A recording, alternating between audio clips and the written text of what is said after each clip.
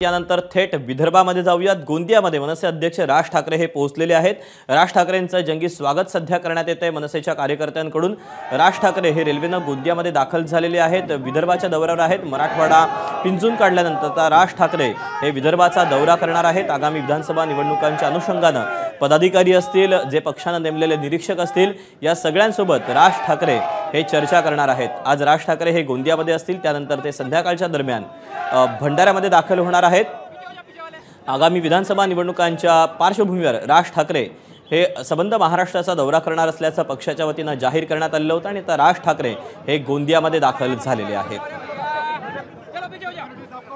राज ठाकरे आता गोंदियामध्ये पदाधिकाऱ्यांसोबत बैठक घेणार आहेत। खरं तर गोंदियामध्ये आज भारत बंदची हाक देण्यात आलेली आहे, गोंदिया बंदची हाक देण्यात आलेली आहे आणि आज पार्श्वभूमीवर राज ठाकरेंचा जो दौरा आहे त्या अनुषंगाने मोठा पोलीस बंदोबस्त देखील तैनात करण्यात आलेला आहे। राज ठाकरेंचं सध्या स्वागत करण्यात येत आहे कार्यकर्त्यांकडून आणि आता राज ठाकरे गोंदियामधून आपल्या कार्यकर्त्यांना काय नेमका संदेश देतात। काही उमेदवार जे आहेत त्यांची देखील मराठवाड्यामध्ये जशी घोषणा करण्यात आलेली होती तसेच विदर्भातल्या मनसेच्या उमेदवारांची घोषणा केली जाते का हे पाहणं देखील तितकंच महत्त्वाचं असणार आहे। गोंदिया रेल्वे स्थानकातली आपण ही दृश्य पाहतोय।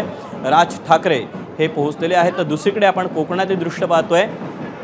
रत्नागिरीमध्ये लाडकी बहीण योजनेचा वचनपूर्ती सोहळा आहे आणि याच पार्श्वभूमीवर मुख्यमंत्री एकनाथ शिंदे, उदय सामंत हे रत्नागिरीमध्ये आहेत आणि या ठिकाणी आता विमानतळाच्या टर्मिनलचं देखील उद्घाटन होत आहे, भूमिपूजन होत आहे आणि हे पार पडल्यानंतर मुख्यमंत्री सभेला देखील संबोधित करणार आहेत। मुख्यमंत्री काय नेमकं बोलतात या सभेमध्ये पाहणं महत्त्वाचं ठरणार आहे। बदलापूरची घटना ही अगदीच ताजी असताना विरोधकांकडून देखील यावर टीका केली जाते। तर दुसरीकडे पहिल्या विंडोमधली आपण दृश्य पाहतोय। राज ठाकरे हे विदर्भाच्या दौऱ्यावर आहेत, तर दुसरीकडे मुख्यमंत्री एकनाथ शिंदे हे आता कोकणामध्ये आहेत। निवडणुकांच्या पार्श्वभूमीवर विविध कार्यक्रम, त्यासोबतच सभा संमेलनं, कार्यकर्त्यांच्या बैठका या सर्वच पक्षांकडून सध्या घेतल्या जात आहेत। आगामी जे विधानसभेचे इच्छुक उमेदवार आहेत त्यांच्या देखील मुलाखती घेतल्या जात आहेत। त्यामुळे आता राज ठाकरे आपल्या पक्षाचे उमेदवार या विदर्भ दौऱ्यात घोषित करतात का ते पाहणं तितकंच महत्त्वाचं असणार आहे। आगामी विधानसभा निवडणुकांच्या अनुषंगाने राज ठाकरेंचा हा राज्यभरातला संपूर्ण दौरा आहे। तर दुसरीकडे मुख्यमंत्री एकनाथ शिंदे हे आता कोकणामध्ये दाखल झालेले आहेत। मुख्यमंत्र्यांचे विविध कार्यक्रम जे आहेत ते आता कोकणामध्ये देखील पार पडणार आहेत।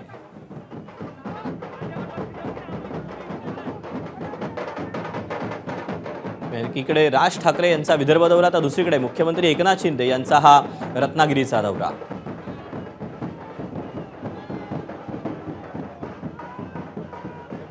मनसे अध्यक्ष राज ठाकरे आता विदर्भातून काय नेमकं बोलतात, राज ठाकरे पत्रकार परिषद घेतात का पाहणं महत्त्वाचं असणार आहे।